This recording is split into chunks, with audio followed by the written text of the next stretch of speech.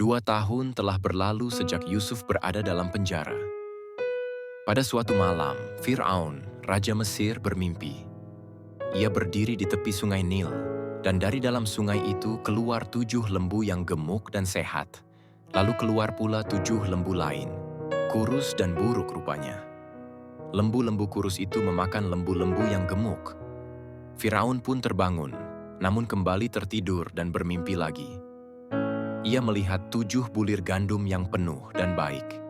Lalu muncullah 7 bulir tipis, layu oleh angin timur, yang menelan bulir-bulir yang baik itu. Ketika terbangun, jiwanya gelisah. Fir'aun memanggil para ahli dan orang berhikmat Mesir, tetapi tidak seorang pun mampu menafsirkan mimpi itu.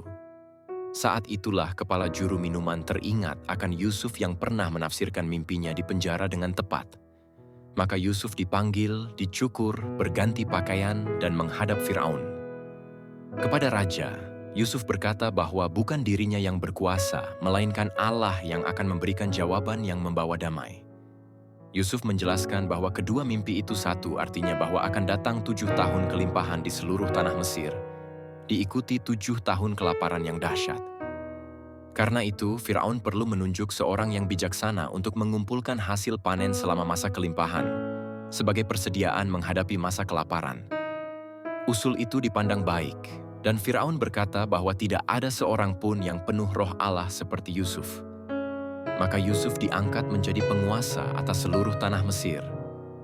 Cincin meterai dipakaikan ke tangannya, pakaian lenan halus dikenakan, kalung emas digantungkan di lehernya, dan ia diberi kuasa kedua setelah raja.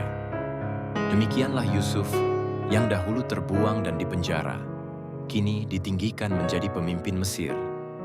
Dan dari kisah ini kita belajar bahwa apa yang direncanakan manusia untuk merugikan, dapat dipakai Allah untuk kebaikan.